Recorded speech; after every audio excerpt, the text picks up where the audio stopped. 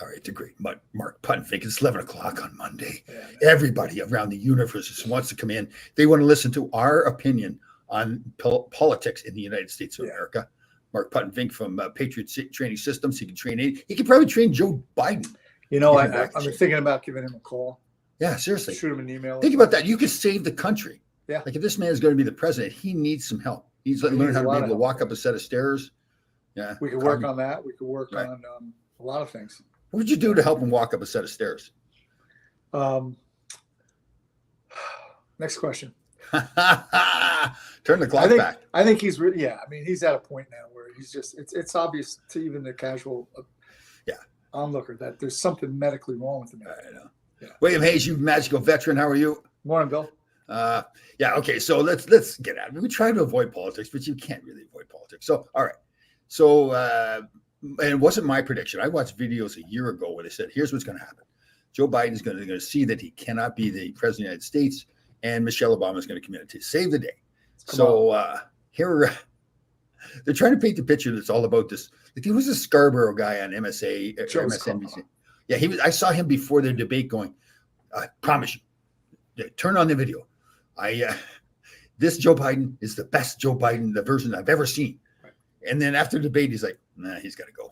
It's like, you know, and the problem with this, Tom, is that when you see them being blatant, and we all know the leanings of MSNBC and CNN, but when they go that far with it, you say, we just really don't get the truth told to us about anything. Yeah. They've had this whole agenda, and it wasn't my finding. I watched other videos, and I think, man, this all makes sense. So the agenda is, all right, put him up in front of the world, make a fool of him, show that he is not capable. Then it's easy now to push him aside and bring in somebody else. People are talking about Kamala Harris. I don't think she's going to be Trump either. It has to be her. I'll tell you why. Because of the money. Because of the money. Yeah, they'll find a way around that. They'll find a way around that. Listen, here's the other part of it. If you step over her, a black female, and nominate, I don't know, another black female. Or no. Well, Michelle Obama. I'm telling you, it's Michelle Obama. Who said black female? What's that? I know it's not the black female. No, but so the thing with her, she said. No, she covers a lot of different things: transvestite, female, well, she male. said she doesn't want to run, which means she typical will run. Politician. I don't want to run. But I don't think. I don't know. I might be wrong. I really think. Guaranteed fact. Yeah, she's coming. They don't have the money though. Doesn't matter. That's the problem. They can't use the Biden-Harris money. They'll figure it out. They'll find if Michelle. Okay, all they're painting is now. We need somebody that's got to beat Trump. He's this terrible person. He's going to ruin the country. All this kind of stuff. Michelle Obama's sitting there saying, "I don't want to do it. I don't want to do it." All of a sudden, come I don't know, August, a couple of weeks, September, whatever it is. Yeah. She comes out and says, "All right, I'll do it. I'll save the country." But I didn't want to do it. So the donors will be flocking to this. The donors will. Yeah. Yeah. So the $200,000 that they back on Biden. Yeah, so the 200. Yeah, it's gone. Doesn't matter. That's a good point. I just think that they've worked themselves into it. You know, the thing for me personally. But wait, hold on. They worked themselves into a corner? Yeah. No, they've created this. They wanted this. This is the charade. This is going exactly the way they painted the picture to be. You might be right, but I also think that it's more of not so much him; it's the policies. And I think we're so focused on him, we're forgetting the fact that we're being invaded on the border. Right. Crime is inflation. The world is on fire. You see what's going on in France? Yeah. Doesn't matter. It's all about money. Big money owns. It's all about money. Vanguard, State Street, BlackRock, the Rockefellers. Yeah. It's not about policy. Policy does not matter. Right. You always follow the money. But the thing is, I think, and that's part of the problem, the people with the money that are Democrats don't like the policy. It's not about Biden. It's about where they're going to make money. It's all about control.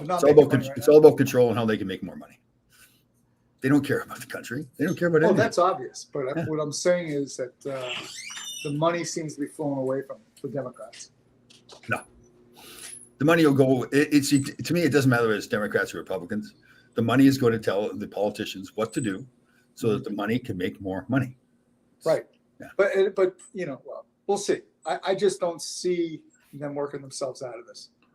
Oh, no, it's already planned. It's already planned.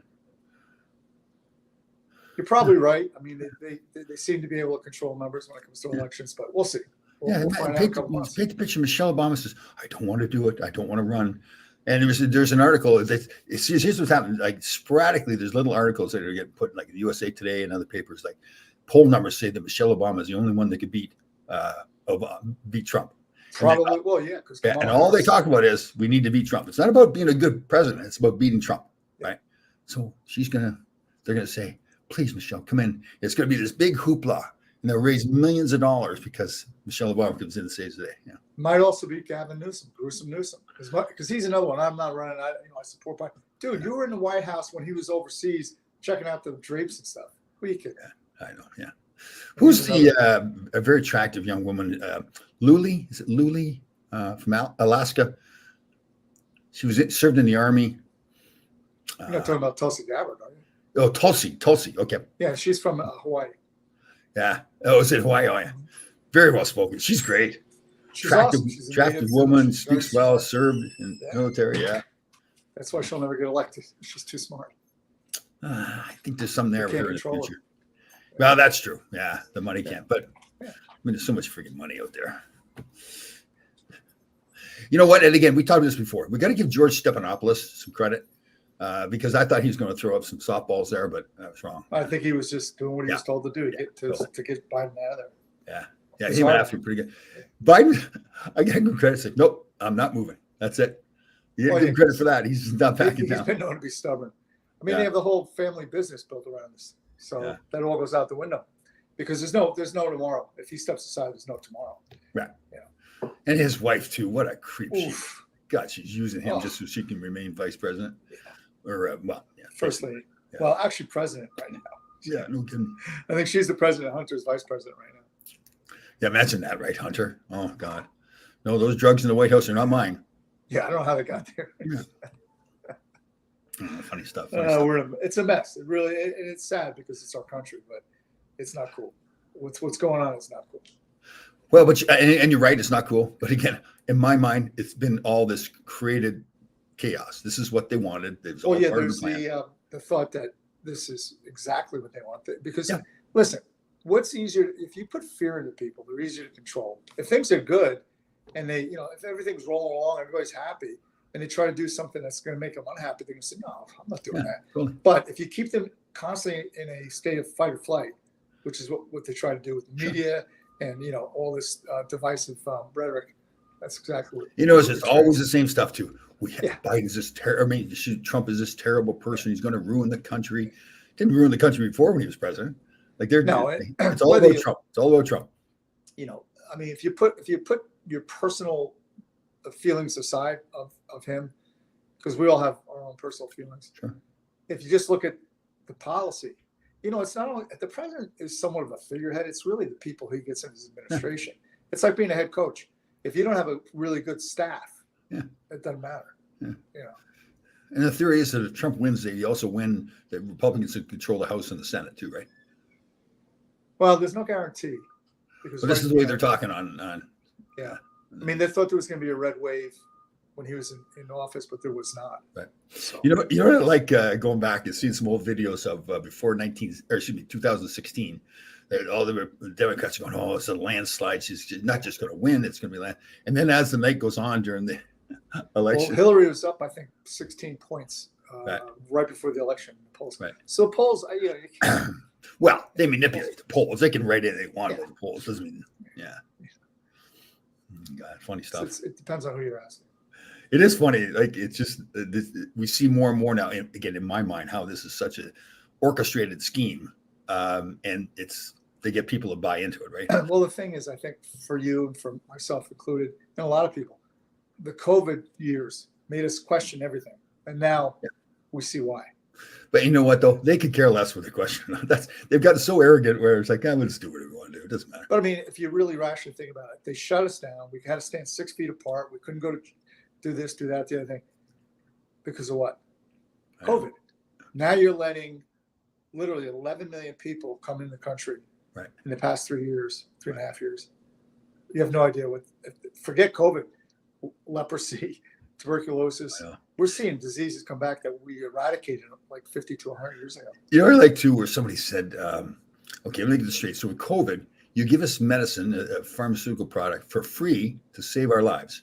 Well, why don't you give us free chemo to save our lives. Exactly. It's the same thing, right? It's like all of a sudden you want to save our It lives. wasn't free either because you paid for it with your tax dollars. Nothing's free. Yeah, right. People got to get over this notion that the government has all this money. No, it's your money. They don't have the money. They take it from you. Yeah. That's why it's upsetting when you see what goes on. When you hear about these $1 trillion budgets and you look at them. So, for instance, we gave Ukraine, I don't know what the last tranche was. It was a lot of money. $23 million of it was set aside to make sure that the money we're giving them, think of this, $23 million it cost you and I and the rest of the country to make sure that there was no corruption. They were spending the money correctly. Right. Shouldn't have to spend $23 million to make sure the people you're giving the money to aren't corrupt. And one of the big, going in. BlackRock who owns so much of the country, they've been, I don't know, licensed or whatever, go into Ukraine now and help rebuild it. So they created the problem, and now they're going in there to rebuild it. Beyond that also. So about a month ago, I read an article where Poland is blocking off the border between Ukraine and Poland. They're only allowing traffic through that is not wheat delivery. They're stopping all the wheat delivery because what Ukraine is doing is dumping it at a lower cost than the Polish farmers. So the Polish farmers they're drowning. And guess who owns all the wheat fields in Ukraine? BlackRock and Vanguard. Oh, is that right? That's cool. Yeah. And they have got they've figured this whole thing out. Yeah. I wonder if they sat down like years ago and said, "Okay, guys, here's what we're going to do. Here's the game plan, so we can take over the world." Right. Yeah. That's funny. That's why you can only take care of what's. Totally. You can't take these people on, but you can. Yeah, I used to be the opposite. I know you need to vote. Now I hate to say it. I just don't think your vote matters anymore. It's sad to say. Probably doesn't, but you still should just in case. Yeah. Totally. So you were out in the Hamptons on the weekend? Yeah, weather was okay. I mean, it got kind of crappy Saturday or Sunday, I forget. But it wasn't great weather, but still nice to get out there, fresh air. And did a lot of workouts on the beach, which was like I was talking to you before. The workout in the sand really adds a lot of. So it's about double the amount of effort that you have to do on dry land. Cool. Be good for all like your ankle joints and all that kind of stuff, right? Yeah, it's great for your leg. Like if you shadow box or run or whatever it might be, your legs get blasted. And fireworks out there? Did not see any. Heard a whole bunch. Oh, okay. Are you a big fireworks guy? Like I don't get. You see one, you see them all. I know. Yeah. Like if it's right there, I'll definitely watch it. But I'm not going to go. It's really cool. They're using drones now. Yeah, I know. I'm not going to I'm not going to fight traffic to watch the fireworks. No. Yeah, the drones are pretty cool. Yeah. Because you see big dragon in the sky and all that kind of stuff. Yeah. It's like your big thing. How many people you see the guy? I don't know where it was. He put a firework on his head and blew his head off. Oh, I know. What an idiot. I mean, people are just. God. Every year, too, it's the same thing. Some guy blew off 3 fingers. He did the guy in the Giants. Was the JPP, yeah. I was. I know. I should. You know what? When I was in college, we had 6 guys. We getting a pickup truck. Don Waddell's pickup truck. He's now the president and GM of the Columbus Blue Jackets. And we drove down like 30 hours down to Fort Lauderdale from Marquette, Michigan. We stopped at every firework place, and we. So I shouldn't be any. Like, when you're young and stupid. What happened to him? What happened to his? What's he do? Yeah, I know. Yeah, it worked out all right for him. Yeah, worked out. Oh God, that was one of my best vacations ever. We drove down. So he had one of those pickup trucks with the cap on the back, but it wasn't insulated. So we're leaving Marquette, Michigan, and it's freezing cold. Now we know it's going to be warm down in Florida. So we had 3 guys in the back. They're all bundled up in sleeping bags. 3 guys in the cab, and we're driving. This is when I had separated my shoulders. So they went on a road trip. They were getting home. My job was to load up the truck, get it to the bus, and then we're going to leave right away. So I couldn't. It was my right hand that it was the shoulder surgery, so I had to reach around with my left hand. It was the 3 on the tree, and I had to shift gears. Oh, jeez. Pulled the gear shifter right off. Pulled the handle right off. So I pulled up in the bus, walked out to Don, and stood there. I was with the gear shift in my hand. You got a roll of tape, taped it together, and we drove 30 some hours down to Florida like that. Oh, we stayed in a tent. One of the best. We had virtually no money. One of the best vacations I ever had. Absolutely. Yeah. That's fine. JP. Okay, here's the Nurse Saturday news here from Ira. So far as perhaps putting hotel furniture in the parking lot. Yeah. Sure. That's dangerous. Yeah. Not going to blow off fingers. Yeah. Change your life forever. Yeah. And what else is going on in the world? Oh, how about Beryl? That big man. It's put some damage. That Hurricane Beryl. I think it's down a bit now. Yeah. But still, vicious. And it's early in the year for that. So you know what, with you, this is the thing I'm impressed by. Like I can bring up any topic, like, and you're like I don't need to go to the Weather Channel, whatever. I can just call up Mark, say how about Beryl? Yeah, It's like I get it like a I get the report. Although I'd rather have those girls in the tight dresses that are up on the big screen and like that. Yeah. I mean, you're a handsome man and have a fantastic personality, but yeah. One time I was doing pad work with Yuri Foreman, the Gleason's gym in the city, and like every once in a while, like we would train hard and really focus, and then he'd say something. I'd be like, so we're doing pad work, and he says, you make an ugly woman. And then we just kept going. I said, yeah, no, that's true. All right. So constipated. I've been constipated for about a week now, maybe 8 days. Man, it's like there's so much gas and everything. It's like up in my back and the whole bit. It's like painful. What do you think's causing it? I'm not pooping. There you go. I had let's get into the details. I mean, I had the diarrhea before. Said, okay, let's have a little bread and some cheese. Not a whole lot, just to bung it up a little bit. I guess I'm getting old. Like, and now it's like, it goes the other way. Now I blocked up the Hoover Dam and it's now like spewing over the top. Oh man. Well, now's your chance to use those fireworks. Good point. Yeah. I've got the Roto-Rooter too. Maybe we can get that Roto-Rooter up there. Yeah. Yeah, we should get the Hawk Tour girl on. She's making some money now. Good for her. Like I said, good for her. Yeah, no kidding.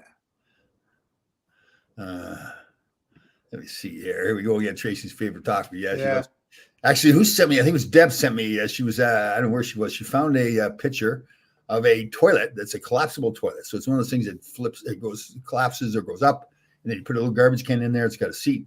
And then once you're done your business, you pull the garbage bag out, and you're done.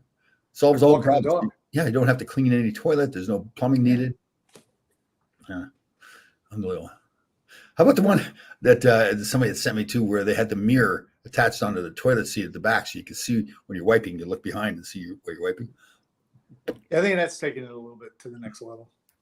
You think so, right? Yeah, so much. No one needs to. Yeah, but I mean, you want to make sure you get it clean, though, right? Don't you want? It's like analytics in sports. Like you don't want to rely on that, but you want to use it as part of the process of making your decision making. So when you're wiping your bum, you don't want to just rely on the visual with the mirror, but you want to make sure that you got it clean, right? Yeah, I think by now I'm pretty good at it. Yeah, I know. Quite a few years. You keep wiping until there's nothing on the toilet paper, right? Pretty much. Yeah. I think most people. That's the process. But do you ever just get lazy and say, okay, it's pretty good. That's pretty no. good. Really? You've got to go. It's got to be clean. Right. How about you? You're a camper. You're not much of a camper, right? I mean, I've done a ton of it. Yeah. Right. But recently, no. But yeah, I'm not opposed to it at all. I enjoy it. Right. So what, like, in the woods. Yeah. What if you're out there camping like for a couple of days? Well, and then you don't shower, right? So you got to make sure you really wipe good there. Yeah. Deb, this is pretty funny. I like this, Deb. Just make sure the leaves aren't poison ivy. That's all. Yeah. Actually, yeah, that's true too. This is a good point by you, Deb. Yeah. So this is the point. I had one of those over my bedroom when I was single. The whole mirror. That's funny. That's good. I like that. Oh God. So what do you think about this? The free agent signings. Okay, that's a great topic. Yeah. You know what, Mark? Fantastic topic. And you know what else, by the way? You and I, and this was brought up by my son. There was yesterday's paper, the fact that Nashville, Florida, Texas don't have state income tax. Oh, yeah. And it's not fair to the rest of the league. League really needs to address that. Yeah, I know. It's really been coming to the surface now. It hadn't been for a while, but now it's more and more.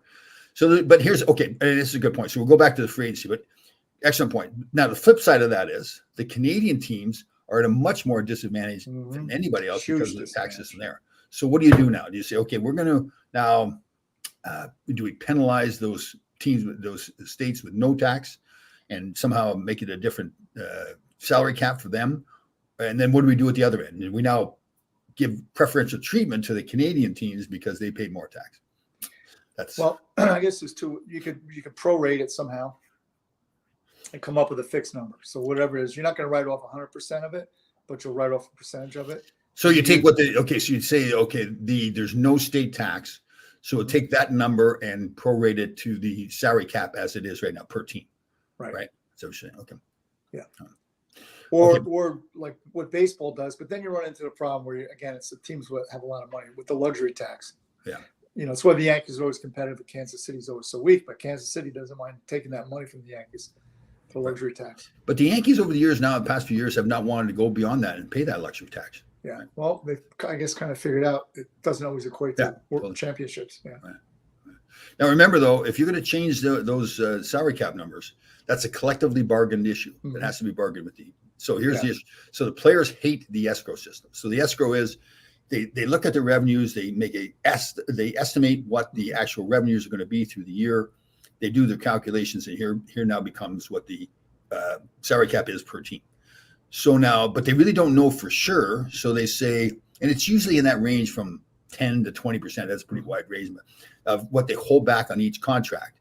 If the numbers get to where they think they'll get, then those players get that money back. There's sometimes where they don't get all that money back. So a guy that's maybe making a $10 million salary may end up only getting $9 million of that $10 million because so the players hate that.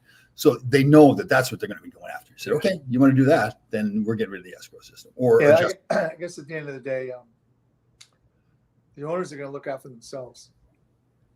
Oh, they always do. And you know what? They always should, because they have to run a business. And if they don't run a solid business, then no team. Yeah, totally. So Cleveland. Because there's a lot of talk like, Stamkos gets shafted by the Tampa Bay Lightning, all that kind of stuff. No, they didn't. No. The teams have to make decisions about moving on from players. The Rangers did that with Brian Leetch. And it happens all over the place. Mark Messier won 5 Stanley Cups in Edmonton. He gets moved. So that happens all the time, and they have to do that. That's being a good general manager.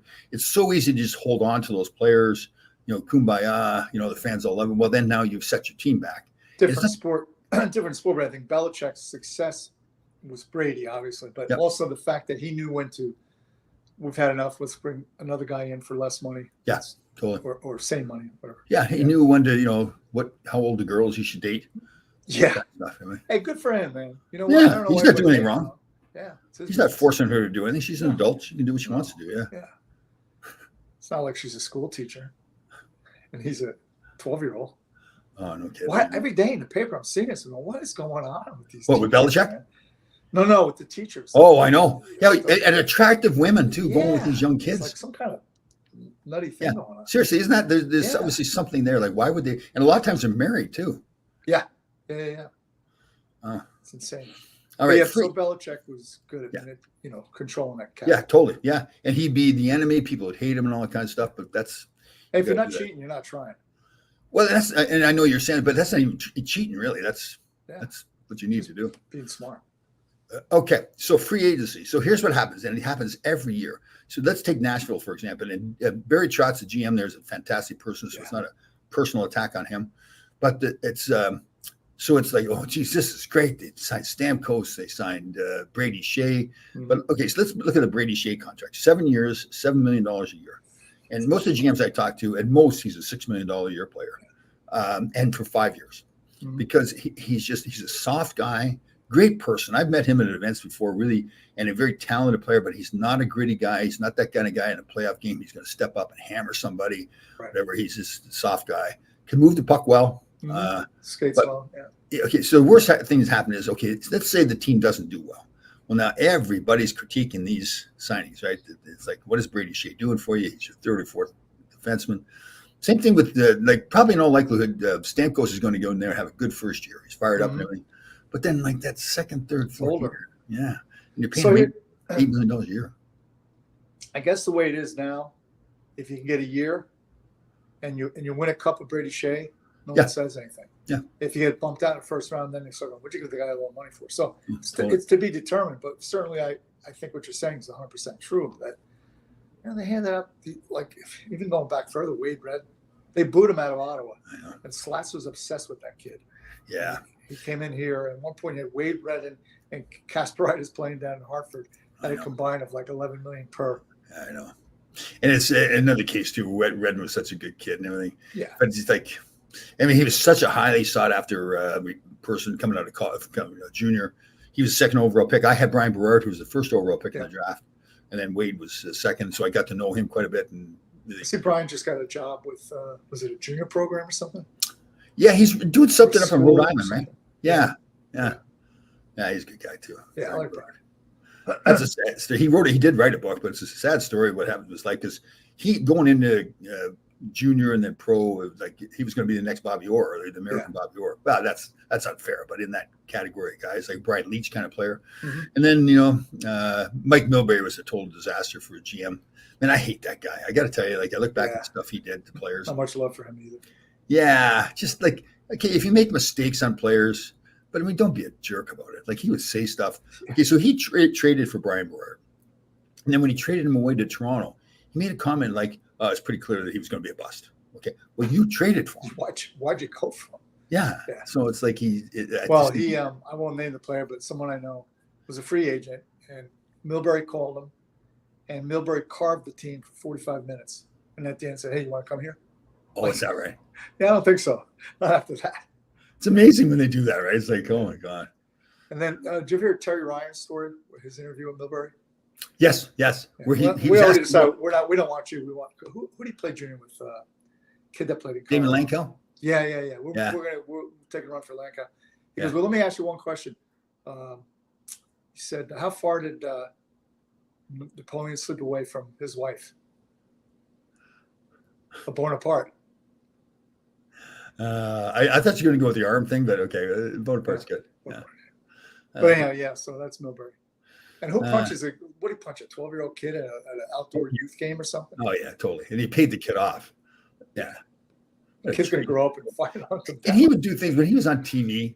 Like, I don't know if my friend wants me to mention it, but he would if you want to critique the guy's performance and say he didn't like, but he would just go after the guy. They got a personal basis. He's so stupid and all this kind of stuff. And I know there was a funeral for an old former player that everybody's at. So one of the people that Milbury had carved was right behind him, and Milbury was just like doing everything he could to stay away from him. Like he was so brave on TV. Yeah. Well, let's be honest. I mean, the guy had a career, but I don't think when you think of defenseman that played for the Bruins, his name comes up right away. Yeah. Well, yeah, but yeah, he did play. Yeah, he played. Yeah, I think that's pretty accurate to say that. Or Eric healthy when they were high in fat or apples. It's a good fat. So yes, it's good fat. Yeah, it's a good fat. Oh, lots of fiber and everything. So that I think a lot of avocados to get the things flowing here with my poopitation. Yeah, you gotta take care of that, bro. You don't want to go too long with that. Oh, I know. Well, I'm starting to poop now, but it's just like little bird poops. So it's coming out. Lots of gas. You got to put some newspaper down. Yeah. I feel like I should eat some seeds or something like that. You know? Like I'm fluttering around. And lots of gas. I remember when I ruptured my spleen up in Boston. So they told me, listen, you can't leave until you have a poop. So I think I was like day 5 or day 6 into it. And the gas, you just feel the gas. So I'm in the bed and nobody's around. So I pulled the knees up to my chest and everything. I'm telling you, if they lit a match, the whole it would have been a problem. Took down a left wing. When I had a knee surgery in 84, I mean, it wasn't arthroscopic. They didn't even have that. So I got the big operation. But anyway, all my boys go, man, if you don't go, they're gonna get it. Like some nurse is gonna come in and she'll get it out of you. So I made sure that I don't care how I got up on those crutches. It took me probably an hour to get in there and out, but I took care of it. Oh, that's funny. Yeah. So one of my greatest regrets in life, this is very sad. Maybe we should have some music going or something like that. This is like a sad moment. So my nurse, the night nurse, was this gorgeous girl. What we need is a Sarah McLachlan song. Yeah, I like that. Yeah. Can you sing something for me? No. Get it on the piano or whatever. No. So gorgeous girl. So in the middle of the night, I had some sweats or whatever. So I'm soaking, sweating. And she comes in, do you want me to give me a sponge bath? Now, I don't know why, but I said no. Like, what was I thinking? This gorgeous girl in the middle of the night, and she's offering to give me the sweats. What's that? What was causing you to sweat? Maybe her. I don't know. Yeah. But why would I make that decision? I look back and I go, like, of all the stupid things you've done in your life, why would you say no to a sponge bath? In the top 3, that was what, 2, maybe? Oh, top 1. It was all 3. That was the first one. Oh, totally. Yeah. Why would you, like, a beautiful girl offering to give me a sponge bath in the middle of the night? Maybe you had a moment of moral clarity. But okay, well, that's a good point. Good point. Or it was very selfish because maybe like I was denying her something that she wanted too. I don't know. Right? That's true. Yeah. I mean, she offered the sponge bath. I know that's part of her job, but it was kind of like, oh God. Her name wasn't Bob, was it? Could have been. She didn't look like a Bob. SpongeBob. Oh no, you didn't. You did. I want to. Oh, okay. Susan Brooks is in the house. Yeah. We're going to come to discuss this in Kane. Yeah, pretty much. Yeah. I know it was brought up last week about like why didn't we go after Kane and Stamkos. That's not the Rangers. They don't need that. They won the President's Trophy last year. So yeah, I think it's more about like what do we do to make sure that I don't know how you make sure, but I mean those guys that didn't show up have to show up. Yeah. Well, and again, you look at Panarin, right? That's what I'm saying. Yeah. I don't think it's going to change. Yeah. Zibanejad, those are two of your top three guys. Yeah. Yeah, and that's why like it's not over yet. Like the whole Trouba thing and everything. And I really do believe it's a little bit of a stretch, but I mean, all that stuff going public about his wife and everything. Yeah. And I tell you, he goes to Madison Square Garden, has a bad game. Oh my God. They're going to be on. I'm hoping he has a rebound year because I think he has it in him. Yeah, totally. But the problem becomes though that they still need the cap space. Where does that come from? It's a lot of money, but whose fault is it? Who's it? Gordon that gave him all that money? Yeah, but okay, good point. So what they did was they gave him a no move clause, which means he cannot be moved. There's nothing there. Well, he could. I mean, they could come to him and say, "Listen, can you move?" It. Yeah. Yeah. And then it turned into a no trade contract, which is different. It means that he gives them a list of 15 teams that he does not want to go to, and then they could trade him to somebody else. Which he did that. Well, apparently his wife is doing her residency here. Yep. And good point. And the theory was that they tried to time it so that her residency ended, then the no move clause ended. But her residency got delayed, I think, because of COVID. Right. So now it pushed it back another year. But here's the question I have, and he wouldn't be the first player ever to be traded and that maybe for a year doesn't live with his wife because first of all, how much is he seeing her anyway? If he's playing hockey and she's residency is like 24 hours. Excellent point. There's been so many times in the past that people don't even hear about it, that situations keep the family apart, which is that's accepted. You know, especially when you're making $8 million a year, you suck it up, right? If you have to private flights or whatever, you can do that. But so and apparently his agent was going around calling teams. I don't know if he was trying to get in the way of deals or if he's just trying to see. And I know the guy Kurt Overhardt. He's been around a long time. I think he's a pretty class act and wouldn't be doing something to stop the trade. But maybe he just likes New York. Doesn't want to leave New York. I mean, it's kind of a cool place to play. Yeah, look at that thumb there, because Mark's got the thumb going. Sorry. So that's the Rangers. Who else we got as far as free agents? Who else made a big splash? Well, the Devils made a pretty substantial improvement with their team for sure. Yeah, I just don't know about the coach. I don't get that. Who do they have there? Sheldon Keefe. Oh, I know. Oh, okay. Why would they pick him? He has no record of success at the NHL level whatsoever. I just look at that guy and I say, I don't want to play for him. Oh, creepy. Yeah. He's involved in a scandal with the NHL. There's a kid in St. Louis. Oh, God. Mike Danton, I think his name was. Well, it's got a couple names. Oh, okay. Yeah. And he supposedly had this personal coach. I can't remember. He was a creepy guy, too. There was some kind of weird stuff going on. Right. There. And then the rumor was that he tried to hire somebody to kill this personal coach. Yes. And I don't know how Sheldon Keefe was involved in that. I think he was also coached by the same guy. So. Yeah, there was a lot of fleas being distributed. Yeah. I mean, a lot of weirdness there. Trouba was already being made the scapegoat anytime during the season when he made a bet. Yeah. No kidding. Yeah, he's a target. And you understand, he's captain of the team. He's making big money. And now with all this going on, and again, if they can't trade Trouba, they've got to move other people to make room to get Shesterkin signed, right? Mm-hmm. So now here's the thing. Okay, and Susan's brother actually brought this up. So a lot of people believe now, do you really need a Shesterkin level goaltender to win at the NHL level? Your thoughts? Well, doesn't hurt having him, but you don't want to sacrifice more money than you need to. Yeah. Would you say that his agent wants like 17% of the cap or something? That's 14, I think. Yeah, I think that's the max of what you can get under the cap. Yeah. So it's like $12.5 million. He wants to be above Panarin. Which the only thing I worry about, goaltending can go away real quick. It's like pitching in baseball.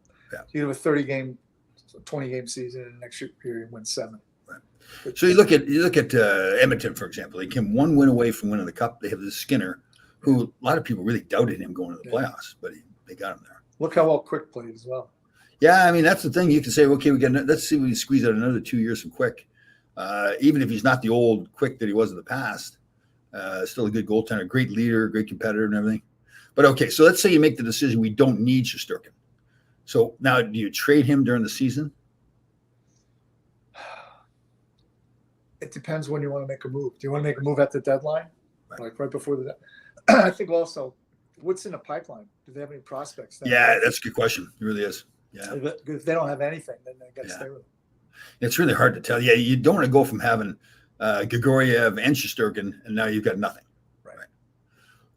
So, well, and listen, I know a lot of people, and it's true. You don't want to let them go for nothing. Correct. But let's say you didn't want to pay him 12.5, but you're going to pay him $11 million. So you get that $11 million space there. That now that person is gone that you're going to pay $11 million to.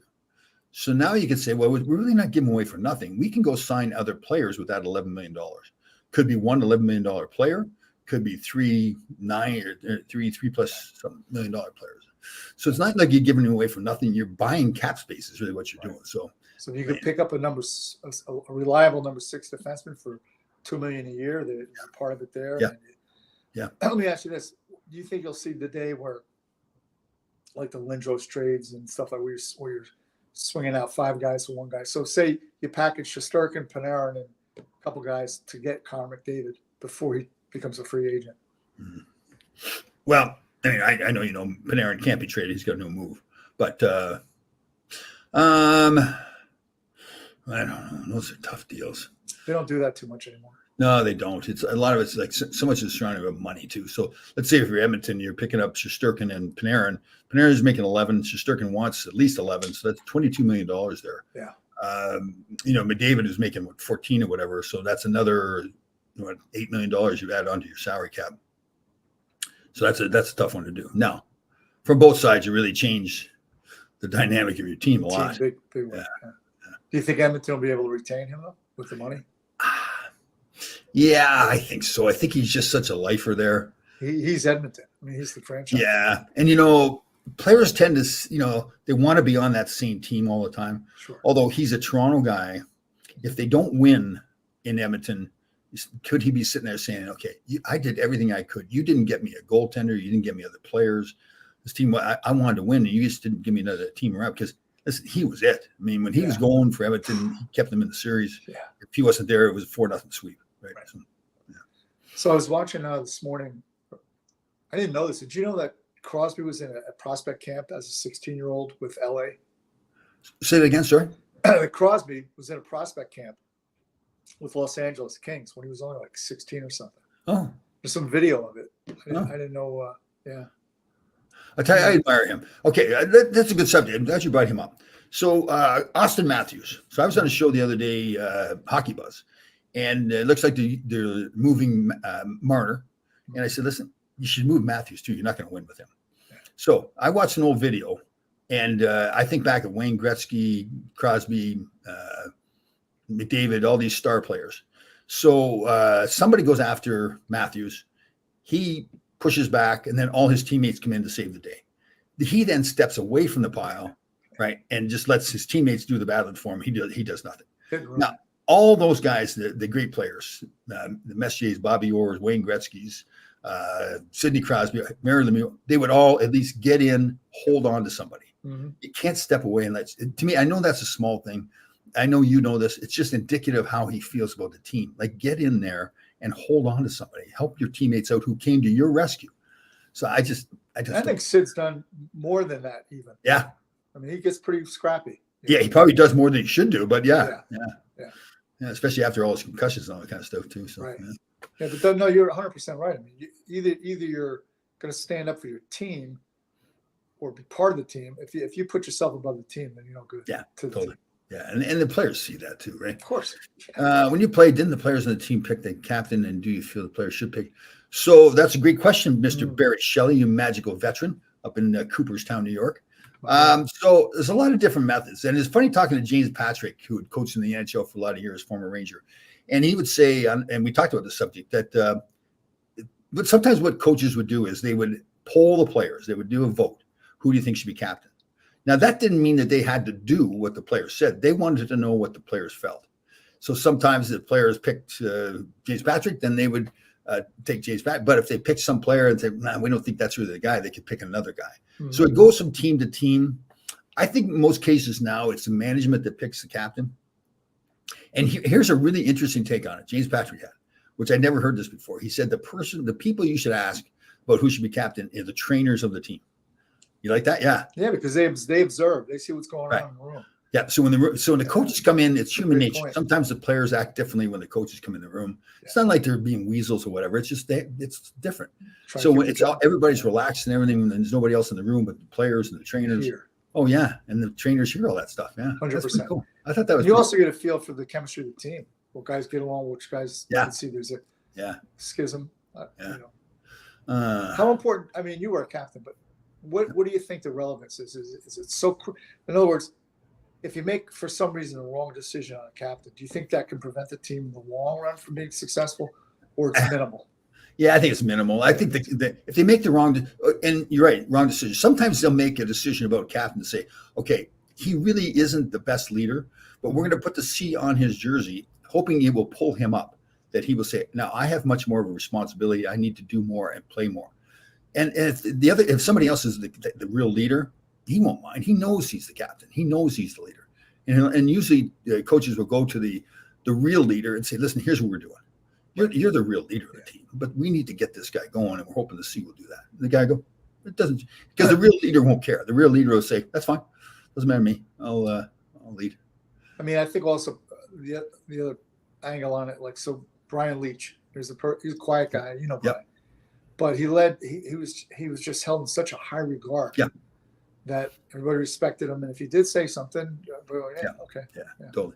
Yeah, those guys are cool. Like guys like that. They messages like that too, obviously. It's like, you know, they don't have to say a lot. They carry themselves in a certain way. So when they start to speak, everybody just climbs up. That's it. You stop. You want to hear what this guy's got to say, right? Yeah, and Mess had an amazing attention to detail. I think I mentioned this to you. Yeah. You know how you sit in a room and there's a tape box, you know, the piece of furniture with tape and all that kind of stuff, laces. He didn't want it there because he wanted the forwards to be able to talk to the defenseman. Sure. So he didn't. Yeah. They had to change things. See, I love that stuff that he would think about that kind of stuff. Yeah, who thinks that way? He did. That was pretty amazing. They don't make a bet hitting every real chance. True, fans are fickle. I personally want him to be introduced last opening night. I agree, but he's coming off a bad year. And listen, the worst thing that could happen is if the Rangers get out to a bad start, right? And he's captain of the team still, and all this stuff had come out in the paper that it wasn't like he denied the trade, but his wife pushed supposedly. It. See, that's why I think it's a little bit of a. Are they sending that message out there to put pressure on him to step aside from that and say, okay, I need to get traded, right? So there's a lot of pressure on people to move aside right now. Yeah, yeah. Susan Brooks. I think one thing about Trouba, and this is every player. I mean, fans have a very short memory. They may hate on a guy. And a couple of big games, he's smashing people. Oh, totally, absolutely. Yeah, but then again, they'll have a couple of bad games and they'll be back on him. Yeah, that's just the way it is. Yeah, it's going to be tough because I view him not Trouba as. I don't think he's soft. I think he's very he gets very emotional. He says press conferences crying, and I love that. There's nothing wrong with that at all. But I think the fan interaction with him and how they perceive him is going to be something that really gets to him. Yeah, you're probably right on that. Yeah. And sometimes he gets caught out of position, so he'll do something that like chicken wing or something. Yeah, I know. Yeah, he tries too hard to make something happen. Trying too hard to make like that second and third year for him with the Rangers was fantastic, I thought. Smart hits, big hits. Second tremendous player. Yeah. There's no question. It's just, and he updated. No, you know what, Susan? Thank you for reminding me. I think I messaged Barry a while ago, but that was a while ago. I've got to get back on him. And I saw where Keenan is recovering from open heart surgery. Too bad he recovers. That's terrible. I shouldn't say that. That's terrible. So here's a trivia question. Who were the 5 players that New York traded for Barry Beck? So Pat Hickey, Mike McEwen, Sheekat, and Dean Turner. Did you want the 5? How about the players for Espo and Vadnais? Kenny Hodge and Brad Park. And wasn't Joe Zanussi part of that? Oh, was he? Oh, okay. Yeah. Oh. New York sent him to Boston. Okay, who's involved in the Marcel Dion trade to the New York Rangers? That I couldn't even begin to tell you. Come on. You can do it. Come on, big guy. Detroit. Mark Come on. Osborne, No. Come on now. Ogrodnik. No. He came from Detroit. Oh, wait, to Detroit. No. Rangers and Kings. Come on now. Oh, Tom Laidlaw. Okay, who was all the players that were involved in the trade? I don't know. Who else went? Tom Laidlaw and Bob Yeah. Carpenter Bobby from Carpenter. Marcel Dion and a very unknown player, not the Jeff Crossman that played for Philly. There's another Crossman. I can't remember his name, but it's another Crossman player. So it's 4 guys. So I didn't know. Yeah, you were part of that trade. That's cool. Oh, God, yeah. Yeah. I'll Well, never. that's got to bring you, like, you got to feel good about, hey, man, they wanted me from Dion. Well, that's a good point. Yeah. But here's the problem. Yeah. And what happens is when you get traded, it's surprising. Your ego kicks in and say, okay, who did I get traded for? Who did I trade Right, for? yeah. And I found out it was Marcel Dion. I'm thinking he's like 60 years old, for God's sakes. I mean, he's like I think it was 59. 59. That's okay. That's better. It's okay. It was a little strange going to LA because, I mean, the players are great to me and everything, but listen, you're replacing a guy that's a legend in that organization. I mean, I'm not replacing him really because I'm not the center. It was more Bobby Carpenter. Yeah. Doug Crossman. Thank you, Ira. Yes. Doug Crossman. That's right. Yeah. Doug No, he Crossman. played for a long time. No, that Jeff Crossman did. So did Doug. I think Doug play for Philly as well? Okay, so it's whichever. If Doug I Crossman think played for Philly, yeah, Doug Crossman. I think it's Jeff Crossman. yes, it must be Jeff then, because Jeff didn't play much. Yeah. I played with Doug in L.A. actually. Did you? Yeah. Very quiet, very quiet man. It's like he kind of had that doop-a-doo kind of let's smoke a doobie kind of thing going on. Those guys. Yeah, very nice guy, great. You know teammate. what? Speaking of that, Willie Nelson. Yes. I'm just bouncing around on the internet, on YouTube. I did not know this. He got his 5th degree black belt when Oh, he was 81. I didn't know that. Me neither. He's 91. He's still on tour. Uh, And he says he owes it all to marijuana. He said it saved his life. you know, a lot of people just the cannabis Yeah. products. Yeah. Yeah. But 81, I didn't know. I had no idea he even did martial arts, but he got his 5th degree black belt. Okay, the real important news of the day. How long? What's the longest time you've ever gone without pooping? How many days? Maybe 2 the most. Really? Yeah. I mean, I can't technically say it's 8, but like a poop of any substance. Like like I said, I had a couple of little bird droppings here and there. But You better do something. You better get some milk of magnesia. I got some Miralax. Yeah. So I had a smoothie this morning, and if you can't get me going, Miralax, avocado, almond milk, high in fiber, citrulline, beta-alanine. Maybe you got too much fiber, and it's just like a brick of cocaine in there. Could be, I don't know. And then I'm going to get back, and I've got some B&M baked beans left over. Spice those man. up a little bit. Oh, Listen, you may take down the whole community. that's what I'm thinking, right? Like I'm just. I wonder if anybody's really like ever cracked a I probably toilet. hear it down here in New Jersey. Everybody's ever cracked a toilet from having a poop. Like, hey, sir, can you come fix my toilet? How did that happen? 8 days. Yeah, like I'm hoping it's just like this to be I some found this on the web, big- so can you come fix my toilet cracked? Check it out. serious kid. Just you get your own show. Get your own show. She is nosy. Yeah. She is nosy. She wanted to put her nose in this subject. Oh man. Yes, somebody else told me about this too, William. Yes, thank you. 2 extra virgin. I guess what, just getting things all lubed up and everything. Yeah. And super hydrate. Drink a ton of water. Yes. Oh, I've been drinking so much water. Oh, put some little lemon juice in there. Yeah. Uh, Or find something that scares you. my poops or lack of poops. Scare the crap out of you. All right, we frozen. Are you frozen?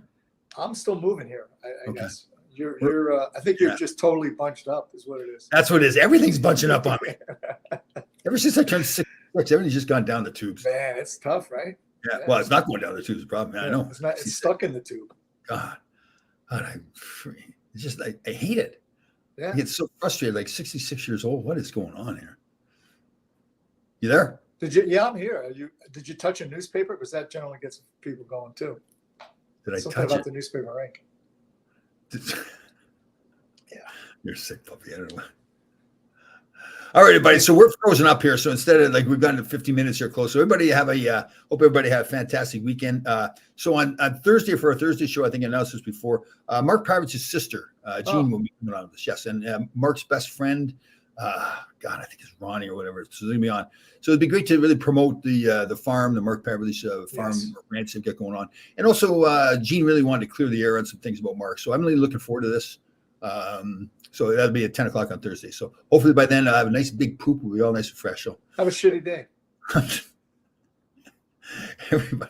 everybody have a great day. We'll see you on Thursday.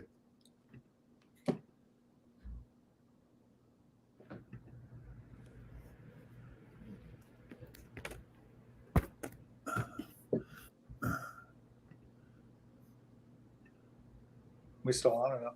Yeah, I've got to reboot.